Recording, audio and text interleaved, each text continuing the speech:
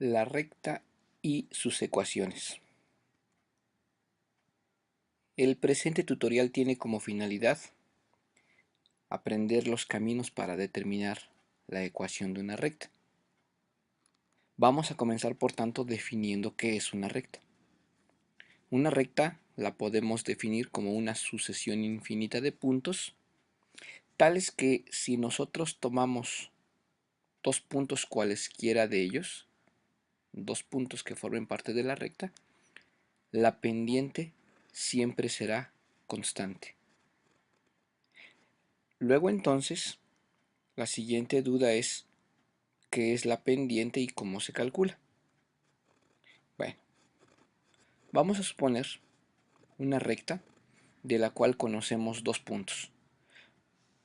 En lo general vamos a llamarles punto 1 con coordenadas x1, y1 y punto 2 con coordenadas x2, y2.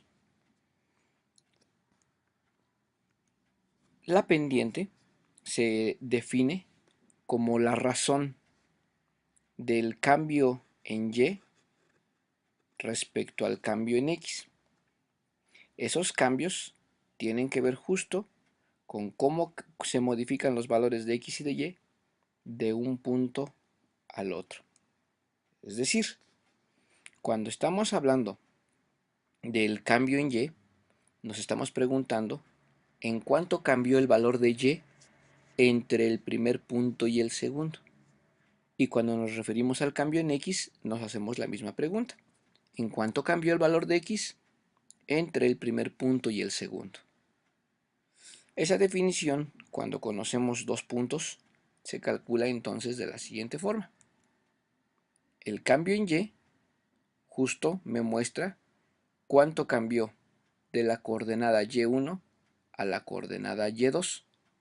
El cambio en x me muestra cuánto cambió x de la coordenada x1 a la coordenada x2. La típica fórmula que se utiliza para representar esta razón de cambios es la fórmula que me dice que el cambio en y se calcula siempre como el valor último de y menos el primer valor de y, o y2 menos y1, dividido entre el valor último de x menos el valor primero de x, o sea, x2 menos x1. Bien, suponemos aquí, y a lo largo de toda esta explicación, vamos a suponer que el valor de x2 siempre será distinto al valor de x1. La razón de esto es que en este momento no vamos a trabajar o no vamos a tocar el caso en el que el denominador de la división sea cero. Por facilidad para esta explicación, siempre vamos a suponer que el cambio en x va a ser un cambio diferente a cero. Ahora bien, el objetivo del tutorial es aprender a determinar la ecuación de una recta. Entonces, sabemos que una recta tiene más de dos puntos. Dijimos al principio que es una sucesión infinita de puntos. Vamos a suponer entonces conocidos dos puntos de la recta, que ya fueron nombrados, el punto 1 y el punto 2, y vamos a pensar en otro punto cualquiera de la recta, otro punto cualquiera que nos es desconocido. A ese punto en lo general le vamos a llamar el punto P de coordenadas x, y, y dado que x y y son valores desconocidos, se les nombra típicamente como variables. Pues bien, cuando involucramos un tercer punto sobre la recta, volvemos a pensar y a razonar en nuestro concepto de pendiente. Dijimos que en una recta la pendiente es constante. Entonces, si yo tomo en cuenta al punto 1 y al punto P, en el dibujo se observa claramente el cambio que hay en la variable y el cambio que hay en la variable x. Ese cambio dijimos que se llama pendiente, esa razón de cambios, y que ese cambio siempre va a ser valor final de y menos valor inicial de y dividido entre valor final de x menos valor inicial de x. Eso se llama la pendiente, el cambio de y entre el cambio de x. Esa es una manera de calcular la pendiente. Tomamos esos dos puntos. Otra manera de calcular la pendiente de esta misma recta es tomar otros dos puntos, el punto P y el punto P sub 2. Bien, nuevamente eh, queda dibujado el cambio en y el cambio en x con estos dos puntos. Con esos dos puntos la pendiente se define como valor final de y menos valor inicial de y2 menos y, dividido entre valor final de x menos valor inicial de x, x2 menos x. Y nuevamente ese cociente se llama pendiente. Y tal como lo vimos al principio, podemos tomar inclusive el punto 1 y el punto 2. Y nuevamente la pendiente quedará definida como dijimos al principio. La pendiente será para esos dos puntos y2 menos y1 sobre x2 menos x1. Ahora bien, es importante recalcar lo siguiente. No va a importar qué pareja de puntos hayamos seleccionado, porque hemos dicho que en una recta la pendiente es un valor constante. Por tanto, las tres divisiones que se muestran en la parte de abajo representan al mismo concepto. Todas representan a la pendiente y por tanto, todas son perfectamente equivalentes. Ahora bien, dado que son totalmente equivalentes, para efectos de esta explicación, vamos a tomar dos de ellas. Vamos a numerarlas como la expresión 1 y la expresión 2. Sabemos que esas dos expresiones son equivalentes y por tanto, si son equivalentes, deben de ser iguales, puesto que representan al mismo concepto. Así pues, la división de y menos y1 entre x menos x1 nos tendrá que arrojar el mismo valor que la división de y2 menos y1 entre x2 menos x1. Recuerden que el punto 1 y el punto 2 son puntos conocidos, mientras que el punto P es un punto desconocido que se puede ubicar en cualquier lado, en cualquier parte de la recta. El objetivo entonces es aprender a determinar la ecuación que representa esa recta. Bien, lo que vamos a hacer es lo siguiente. Dado que conocemos que la expresión 1 es totalmente igual a la expresión 2, el denominador del lado izquierdo, va a pasar multiplicando al lado derecho. Y por tanto, cuando pasemos el denominador del lado izquierdo multiplicando al lado derecho, la expresión nos quedará y menos y1 es igual a y2 menos y1 sobre x2 menos x1, eso que multiplica a x menos x1. Esa expresión que aparece en los textos de geometría se le conoce como la forma de dos puntos de la recta. ¿Por qué? Por una sencilla razón. Porque esa forma la puede utilizar cuando conozca, como es el caso, dos puntos de la recta. Y en los ejemplos que vamos a ver va a quedar muy claro. Ahora bien, esa es una forma posible con la que podemos trabajar. Pero por otro lado, no debemos de olvidar que la expresión 2 representa a las coordenadas de dos puntos que son perfectamente conocidos y que esa expresión 2 representa la pendiente de la recta. Entonces nosotros sabemos desde un principio que y2 menos y1 sobre x2 menos x1 es lo mismo que escribir m. Por tanto, el despeje que habíamos hecho hace un momento se puede simplificar y quedar como y menos y1 es igual a m.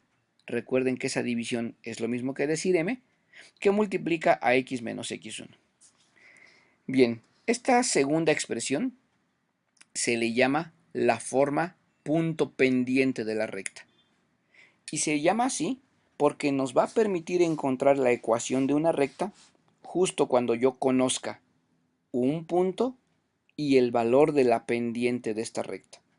En los ejemplos que vamos a ver va a quedar muy claro su uso y de hecho es una de las formas que más se utiliza en este tema.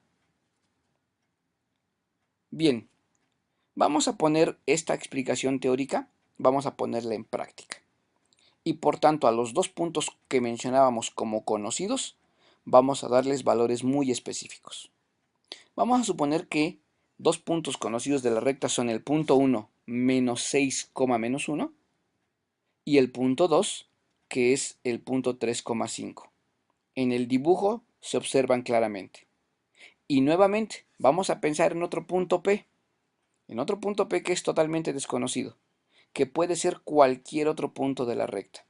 Y por tanto se le llama el punto de coordenadas x, y, donde x y y son variables, puesto que representan a cualquier otro punto de la recta.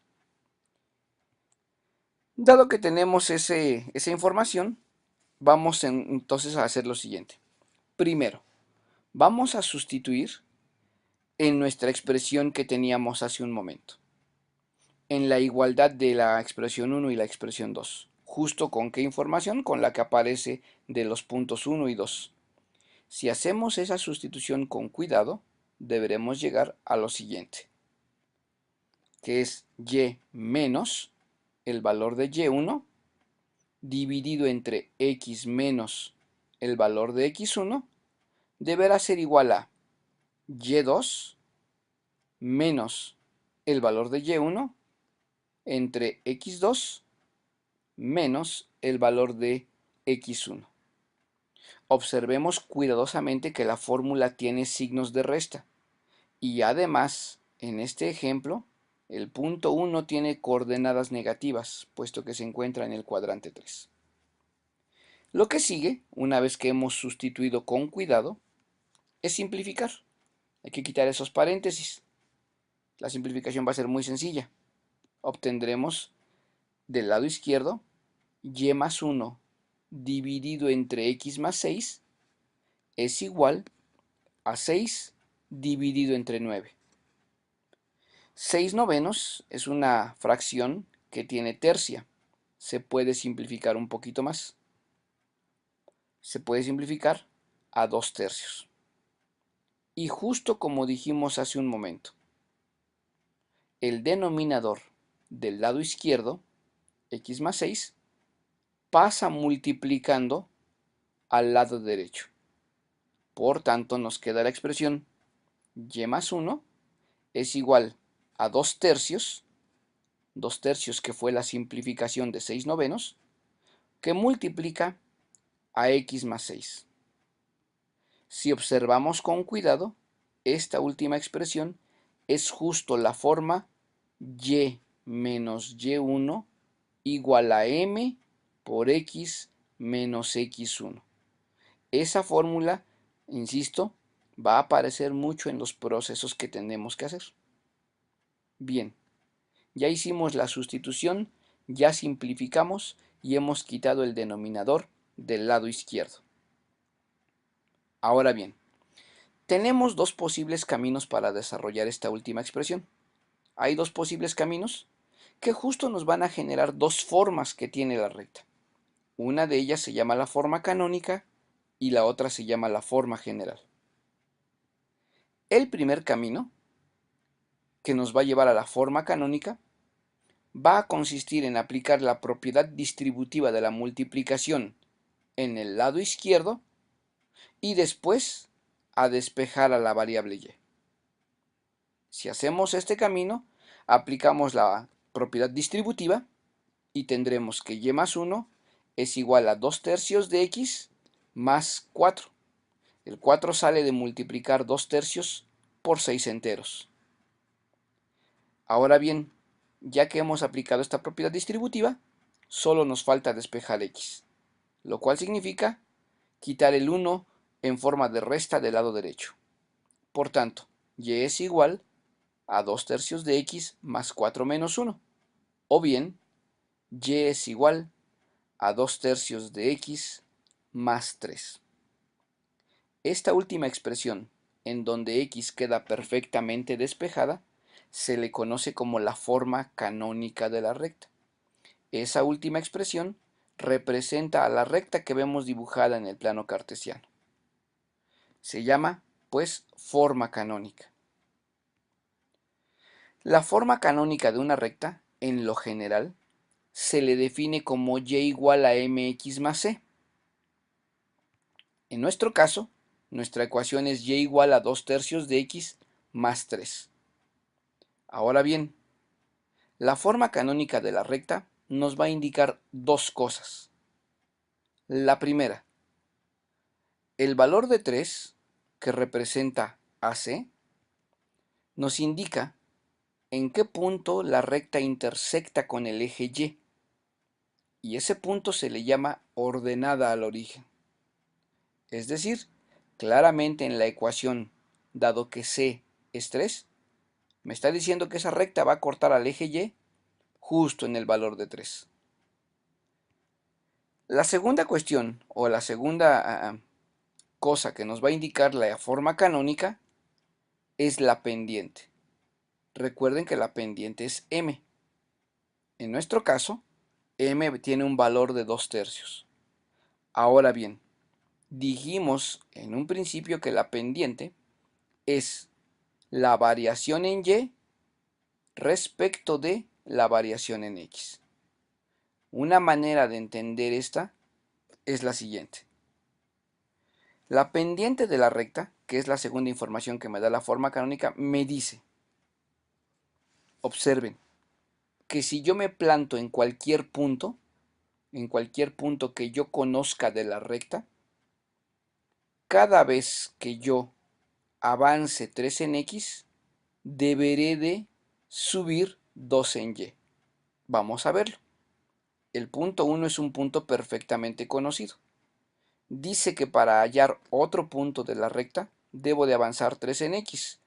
Los avanzamos. Ahí he avanzado 3 en X. Y que cuando avance 3 en X, debo de incrementar 2 en Y. Y vuelvo a llegar a la recta, a otro punto. Otro punto que ahorita se puede notar, que es el punto menos 3,1. Nuevamente, si quiero continuar con la recta, debo de avanzar 3 en X, los vuelvo a avanzar y cada vez que avance 3 en X debo de subir 2 en Y y vuelvo a llegar a otro punto. En este caso estoy llegando al punto donde está la ordenada al origen. Nuevamente, por cada incremento de 3 en X, debo de incrementar 2 en Y. La pendiente entonces me dice cómo es la razón de cambio de la variable Y con respecto a la variable X. Y la pendiente en el dibujo me ayuda a entender el comportamiento de la recta. La forma canónica entonces me dice ordenada al origen y pendiente de la recta. Claramente se puede seguir viendo en el dibujo. Ahora bien, esa es una forma. La segunda forma de desarrollar la expresión a la cual arribamos es distribuir la pendiente a ambos lados de la igualdad. ¿Qué entendemos por distribuir? Bueno, es una forma sencilla, no formal, de decir lo siguiente. De decir que, dado que tengo la pendiente con valor de 2 tercios, el denominador 3 lo voy a despejar hacia el lado izquierdo de la expresión y va a pasar multiplicando a todo el lado izquierdo, mientras que el numerador 2 habrá de multiplicar al lado derecho de la expresión. ¿Qué estamos haciendo con esto? Lo que estamos haciendo es algo así como deshacer la fracción y que toda la expresión quede en términos de números enteros. De esta manera, en el lado izquierdo queda 3 que multiplica a y más 1 y en el lado derecho queda 2 que multiplica a x más 6. Ahora, apliquemos propiedad distributiva de la multiplicación en los dos lados, lo cual significa 3y más 3 debe ser igual a 2x más 12. Bien, el último paso para llegar a esta segunda forma, que se llama forma general, es igualar a cero toda esa expresión. Vamos a igualarla a cero, pero con una condición peculiar. Para igualar a cero, debo de cerciorarme que el término en x siempre quede positivo. En este caso, para que el término en x quede positivo, lo que vamos a hacer es los dos términos del lado izquierdo, vamos a pasarlos al lado derecho. Y al hacerlo, garantizamos que el término en x se mantenga positivo, ya que si hiciéramos el despeje al revés, el término en x cambiaría a negativo. Entonces, al hacer ese despeje, nos quedaría 0 es igual a 2x menos 3y más 12 y menos 3. Hemos ordenado entonces los términos, primero el término de x, después el término en y finalmente los dos términos libres que podemos simplificar. Y al simplificar, la expresión nos quedará 0 es igual a 2x menos 3y más 9. Esa expresión final se le llama la forma general de la recta. Pues bien, diremos entonces que la forma general de una recta se define como la expresión ax más by más d igual a 0. Dos condiciones, una, la más importante. Los coeficientes a, b y d deben ser siempre números enteros. En la forma general no se admiten ni fracciones ni expresiones en forma decimal. Tienen que ser forzosamente enteros. Y la segunda condición, que es una condición de presentación. Siempre vamos a buscar que en la forma general el término en x sea positivo. Bien, vamos a cerrar esta presentación con lo siguiente. ¿Qué pasa si yo requiero transformar la forma general a la forma canónica? Es decir, ¿qué pasa si a mí me dan una función o una expresión en forma general y yo la quiero expresar en forma canónica? Bueno, el proceso es bastante sencillo. Basta con despejar a x. Es decir, yo tengo esta expresión, 2x menos 3y más 9 igual a 0, y la necesito pasar a forma canónica. Hagamos los pasos del despeje. Recuerden que se trata de despejar a y. Por tanto, menos 3y deberá ser igual a menos 2x menos 9. Posteriormente, dividamos el lado derecho por menos 3 y separemos las dos divisiones. La primera división nos va a quedar 2 tercios de x y la segunda división nos queda más 3. Hemos llegado con esto a la forma canónica. Y la pregunta sería, ¿por qué tendría yo la necesidad de pasar una forma general a una forma canónica?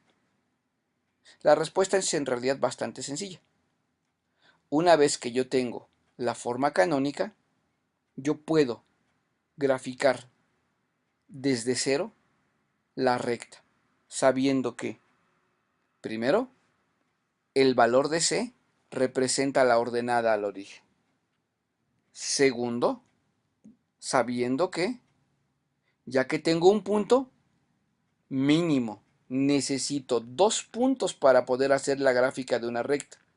Nosotros sabemos que con 2 puntos yo puedo trazar la recta que los contiene.